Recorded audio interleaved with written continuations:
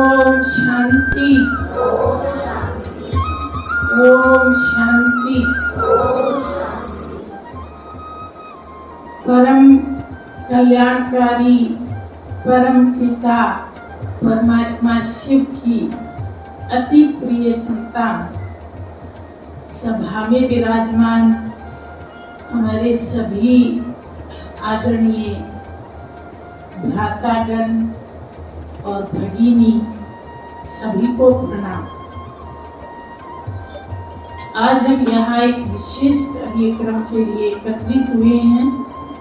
आप सब जानते हैं कि 20 जनवरी 2022 को भारत के प्रधानमंत्री नरेंद्र मोदी जी ने ऑनलाइन ब्रह्मा कुमारी के आजादी के अमृत महोत्सव से स्वर्णिम भारत की ओर इस थीम के अंतर्गत अभियान का उद्घाटन किया। इसके अंतर्गत हमने इस साल में लगभग 15 करोड़ लोगों तक पहुंचने की योजना बनाई है। लगभग 5000 कार्यक्रम करने की, जिनमें से हम 5 करोड़ लोगों तक अप्रैल के लास्ट तक अपना संदेश पहुंचा चुके हैं। भारत को आजाद हुए 75 साल पूरे हुए हैं। आजादी हम सबको बहुत प्रिय है। हम जानते हैं कि आजादी की कीमत क्या होती है, और जब हम आजाद नहीं थे तो कैसी स्थिति थी। आप सबने भारत का इतिहास पढ़ा होगा। ना हमारे हाथ में कोई कानून था, ना कोई अधिकार था। अंग्रेज लोग भारत के लोगों को गुलामों की तरह चलाया करते थे। मुझे तो कई घटनाएं याद आती हैं। भारत में इतनी गरीबी थी कि एक अंग्रेज ने एक रोटी एक डंडे के ऊपर लटका रखी थी, और 2 हिंदुस्तानी भूखे खड़े, और वो डंडे को कभी इसकी तरफ करता है, कभी इसकी तरफ करता है। वो रोटी किसी के हाथ में नहीं आ रही है क्योंकि डंडा काफी ऊंचा है, और उस रोटी को लेने के लिए वो दोनों आपस में भिड़ पड़ती। ये इस देश की हालत थी। गांधी की जीवनी में आपने पढ़ा है कि गांधी को ट्रेन से नीचे फेंक दिया गया, क्योंकि भारत वालों को फर्स्ट क्लास में यात्रा करने की इजाजत नहीं। शिमला में आपने अगर माल रोड देखा हो तो उस पर चलने की इजाजत नहीं थी। Indian black dogs are not allowed. ये उनकी उस समय की भारत वालों को देन। ट्राई सिटी हलचल देख रहे सभी दर्शकों को मेरा नमस्कार। आज नया गांव ब्रह्म कुमारी विश्वविद्यालय जो केंद्र है, यहाँ पर आदरणीय राजयोगी उर्मिला दीदी जी माउंट आबू से आए हैं। उन्होंने यहाँ पर क्लास ली है, भक्तगणों को स्वर्णिम भारत के बारे में बताया है। जानने की कोशिश करेंगे कि ब्रह्म कुमारी का जो स्वर्णिम भारत को लेकर जो सपना है, क्या सपना है, इसके लिए लोगों को क्या करना है, हम कैसे स्वर्णिम भारत की प्राप्ति कर सकते हैं। दीदी जी नमस्कार। नमस्कार। जी, जैसे आपने बताया कि स्वर्णिम भारत का एक सपना लेके आपका प्रजापति ब्रह्म कुमारी का जो सपना है, तो स्वर्णिम भारत को लेके आपकी क्या परिकल्पना है कि स्वर्णिम भारत किस तरह का होना चाहिए? देखिए, महात्मा गांधी जी चाहते थे कि भारत में राम राज्य हो।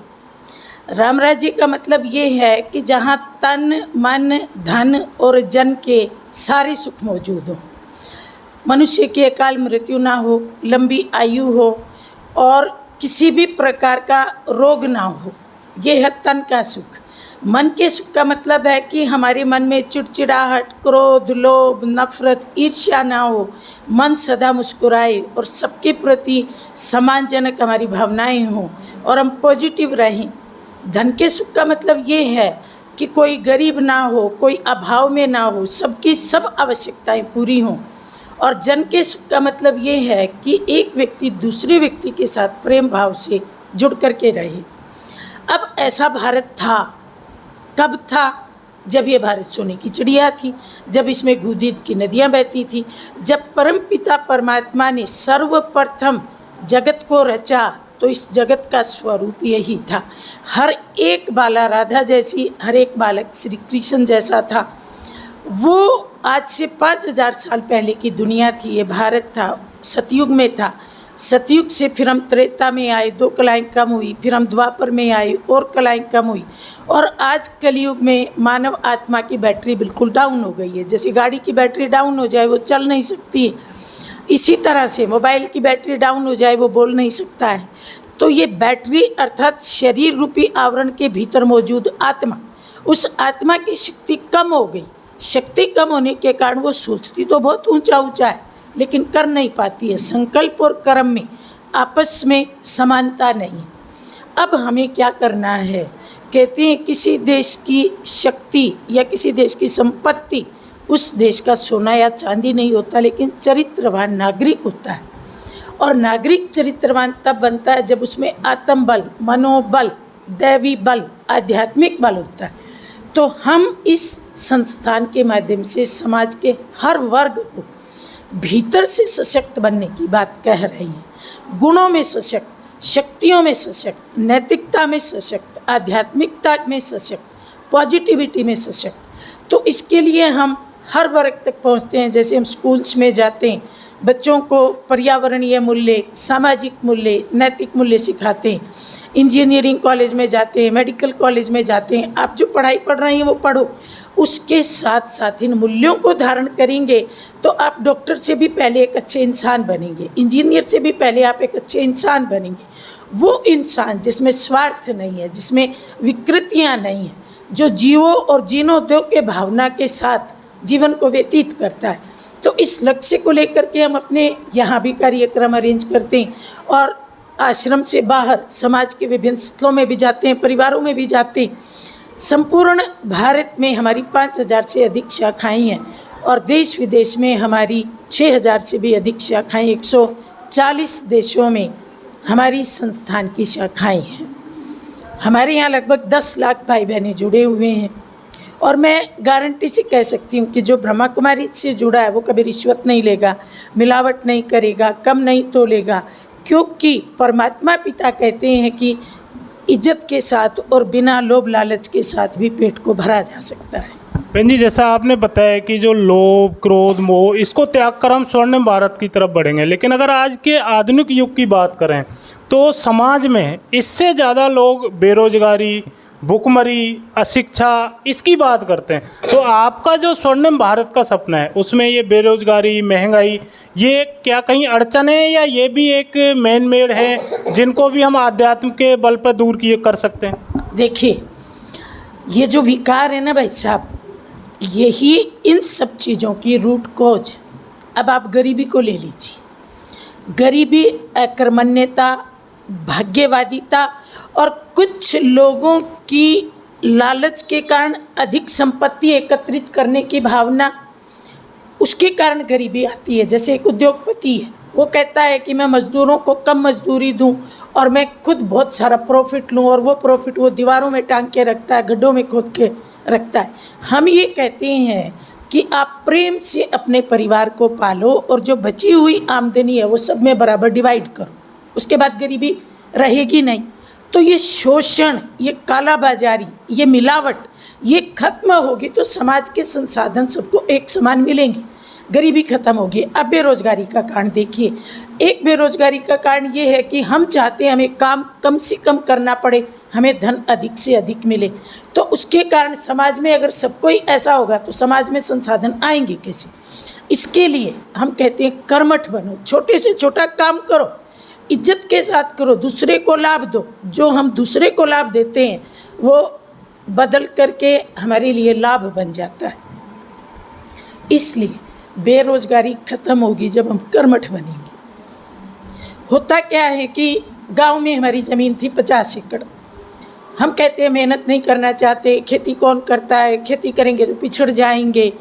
ज़मीन बेच के हम शहर में आ गए, शहर में आकर के हम छोटी सी कुटिया में रह रही हैं और बेरोज़गार भी घूम रहे हैं, कोई छोटा मोटा धंधा कर रही हैं। अगर उसी खेती पे हम मेहनत करते, आज हम कितने अमीर बन जाते हैं। हमारे यहाँ माउंट आबू में एक 75 एकड़ ज़मीन है, उसमें हमारे 40 पढ़े लिखे समर्पित लोग, कोई गोल्ड मेडलिस्ट भी है, कोई MSc भी है, कोई MA भी है, मेहनत कर रही हैं। वहाँ पपीते उगाते हैं, पपीता आम को भी मात दे दे इतना मीठा उगता है। धनिया उगाते हैं, 1 किलोमीटर तक उसकी खुशबू जाती है। हमारी योगी खेती है, योग बल से, पॉजिटिव थिंकिंग से। अगर प्रकृति को आप शुद्ध वाइब्रेशन देते हो तो प्रकृति दुगना देती है, 4 गुना देती है, 6 गुना देती है। आप कभी आकर के देखना, वहाँ पे हमने छोटे से बगीचे में घिया लगाई, रोज़ ट्रक भर भर के हमारी सब्जी जो भंडारा होता है वहाँ पे पहुँचती थी। तो बहन जी, जैसा आज के समय में वैज्ञानिक युग है, तो आध्यात्म के बजाय, जैसे आपने अभी जो सभा में बोला था कि टीवी की वजह से बिगड़ रहा है, लेकिन आज की ज़रूरत को देखते हुए, सोच को देखते हुए, पीछे 2 साल कोरोना बीमारी के रहे, बच्चों को या आम इंसान को घर बैठे बैठे कोरोना टीवी की ज़्यादा आदत हो गई। आजकल पढ़ाई भी टीवी और फ़ोन पे हो रही है, तो क्या कहना चाहोगे? देखिए, अति बुरी हर चीज़ की। मोबाइल ज़रूरी है, आपसे बात करना, आप इंटरव्यू ले रहे हो, ज़रूरी है। लाल मिर्च भोजन में ज़रूरी है, पर कितनी? अपन लाल मिर्च ही खाना चालू कर दें तो पेट तो बिगड़ेगा। अच्छा, टीवी में आपको समाचार मिलते हैं, ठीक है, लेकिन आप 24 घंटे टीवी से चिपके रहो।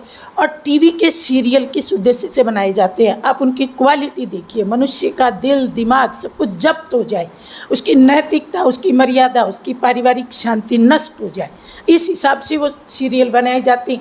क्योंकि इनके ऊपर कोई सेंसर नहीं है, इनकी कोई नैतिकता के ऊपर किसी प्रकार का कोई प्रमाण पत्र नहीं है। मनोरंजन करो, टाइम पास करो। टाइम पास करने से कौन देश महान बना है?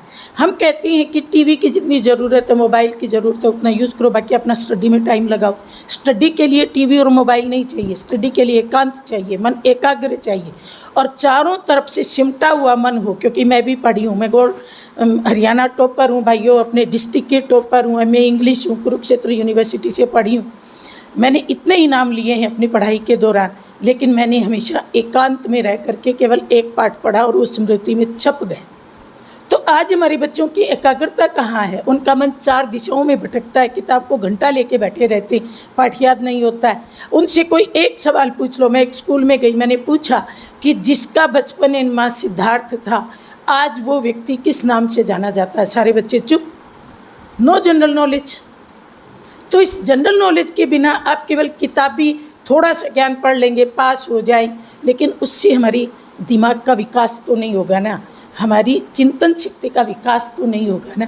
हमें ऐसे कुंठित लोग नहीं चाहिए जो लकीर के फ़कीर हों, हमें ऐसे विकसित लोग चाहिए जो समय पर डिसीजन ले सकें, समय पर बात का जवाब दे सकें, जिनके पास ज्ञान की एक अथॉरिटी हो, ज्ञान की एक दौलत हो। वो कैसे होंगे? वो चिंतन से होंगे, एकांत के अध्ययन से होंगे। बाकी आप टीवी और मोबाइल हाथ में लेके और मनोरंजन करते रहें, आपकी आंखें भी जाएंगी, आपका समय भी जाएगा। दीदी, आखिरी सवाल है मेरा। आपने देखा होगा कि पीछे कुछ मैं किसी का नाम नहीं लूँगा, लेकिन कुछ धार्मिक संस्थाओं पे आरोप लगे, गलत तरह के आरोप लगे। तो आप जनता को क्या संदेश देना चाहोगे कि क्यों लोग आपकी संस्थान के साथ जुड़ें? क्योंकि देखो, इस तरह का पीछे हिंदुस्तान में काफ़ी हुआ है। भाई साहब, मैं आपको ये कहती हूँ कि किसी एक चीज़ के गलत होने के कारण, हर चीज़ में गलत, समझो एक कंपनी है वो फेल हो जाती है, समझो एक बिजनेसमैन है वो फ्रॉड कर लेता है, तो क्या हम सारे बिजनेसमैन को उसी कैटेगरी में खड़े कर देते? समझो हमारे गांव का एक लड़का चोर निकल आता है, तो क्या हम कहेंगे सारा नया ग्राम चोर है? मोटी सी बात। लेकिन धर्म के मामले में हम इतना जल्दी सर्टिफिकेट दे देते हैं, सारे बाबा खराब है, सारे धार्मिक स्थान खराब है, सारे चोर है, सारी झूठ बोलती हैं। लेकिन ऐसी नहीं होना चाहिए। आपको परखना है और आपको धर्म का फ़ायदा उठाना है, क्योंकि धर्म आदमी की ताकत है। जहाँ धर्म नहीं है वहाँ क्रोध, लोभ, कोई अंकुश नहीं होता और संसार को बर्बाद कर देता है। आज यूक्रेन और रशिया के बीच में युद्ध हो रहा है, आपको पता है, वो तो धर्म को अफी मानते और धर्म को मानते ही नहीं, कोई अंकुश ही नहीं है। तो आप देखिए ना, क्रोध के कारण क्या हो रहा है, विनाश हो रहा है, सारी दुनिया देख रही है, कोई उस विनाश को रोक नहीं पाता है। तो धर्म का अंकुश मानव पे जरूरी है, लेकिन पहले धर्म की परिभाषा समझो। धारयति इति धर्म है, जिसको जीवन में धारण किया जाता है वो धर्म है। शांति, मैं धारण करूं ये धर्म है, प्रेम में धारण करूं ये धर्म है, पवित्रता में धारण करूं ये धर्म है। सद्गुणों की धारणा ही धर्म है और ये हर एक के लिए अनिवार्य है। क्या हमें शांति नहीं चाहिए? क्या हमें प्रेम नहीं चाहिए? क्या हमें पवित्रता नहीं चाहिए? धर्म का मतलब हिंदू मुस्लिम सिख ईसाई का लेबल नहीं है, वो संप्रदाय। लेकिन धर्म का मतलब है गुणों की जीवन में धारणा। वो सबको ज़रूरी है, जैसे पानी ज़रूरी है, भोजन ज़रूरी है, इसके बिना आप जी नहीं सकते। तो आत्मा के लिए शांति भी उतनी ज़रूरी है। हमारा धर्म शांति। मैं शांत रहूं और समाज में शांति फैलाऊं, भले मुझे उसके लिए कुछ सहन भी करना पड़े, लेकिन मैं अपने धर्म को ना छोड़ूं। तो हर एक हमारे पास आए, क्यों आए? क्योंकि उसकी आत्मा को शांति मिलेगी, उसकी आत्मा को बल मिलेगा, उसकी आत्मा में पॉजिटिविटी आएगी, उसकी आत्मा को आत्मविश्वास, उमंग, उत्साह मिलेगा, इसलिए हमारे पास आए। नहीं, आपने बताया कि धर्म जरूरी है, मैं भी मानता हूँ कि धर्म जरूरी है, लेकिन ये कैसे परख की जाए कि धर्म की सच्ची शिक्षा कहाँ से मिलेगी? हाँ। इसकी परख कैसे की जाए? अब मैं बताती हूँ। अब जैसे मान लीजिए आप बाज़ार में कुकर लेने के लिए गए, हर व्यक्ति कहता है मेरा कुकर बढ़िया, मेरा कुकर बढ़िया, लेकिन आप कुछ तो क्राइटेरिया रखेंगे ना। या तो उस कंपनी का नाम जानेंगे, या जिसने कुकर खरीदा उससे पूछेंगे भाई आप 20 साल से ओकेन्स वाले कुकर को यूज़ कर रहे हो, आप बताओ ना कैसा है। बाज़ार में कपड़े खरीदते हो, हाँ भाई DCM के कपड़े कैसे हैं, हाँ भाई मफतलाल के कपड़े कैसे, पूछोगे ना जिसने यूज़ किया हो। या फिर आप सोचोगे एक शर्ट खरीद के देख लेता हूँ, बढ़िया निकलेगी तो अगली बार आऊँगा, नहीं तो चलो कोई बात नहीं। तो हम ये कहते हैं आप खुद एक बार आके देखो, महीना भर आपको शांति मिलती है, आपका मनोबल बढ़ता है, आपकी एकाग्रता बढ़ती है, तो आप आओ। या जो लोग यहाँ से जुड़े हुए हैं उनकी ज़िंदगी को करीब से देखो तो आपको पता पड़ेगा। भाई तरीका तो यही होता है। अच्छा, कई बार ऐसा भी होता है, कई लोग कहते हैं मैं ब्रह्मा कुमारी में जाता हूँ लेकिन पूरा फॉलो नहीं करता, आप उसको देख लेते हो, आप कहते हो बहन जी हमने फलानी को देखा। क्योंकि स्कूल में फेलियर स्टूडेंट भी होते हैं, सारे के सारे टॉपर तो नहीं होते। तो हम ये कहते हैं आप किसी टॉपर को और अच्छे पढ़ने वाले को देखना, फेलियर को मत देखना। नहीं तो आप कहोगे कि जी वो ब्रह्मा कुमारियों का हो के भी उसकी कोई नियम संयम नहीं है। लेकिन ऐसे लोग केवल लेवल वाले होते ही हैं, और लेवल वालों को हम अपने रजिस्टर में रजिस्टर भी नहीं करते। 2 बार आने से कोई वो बीके नहीं बन जाता है, जब हमें वो पूरा फॉलो करें तभी हम उसको बीके मानते हैं।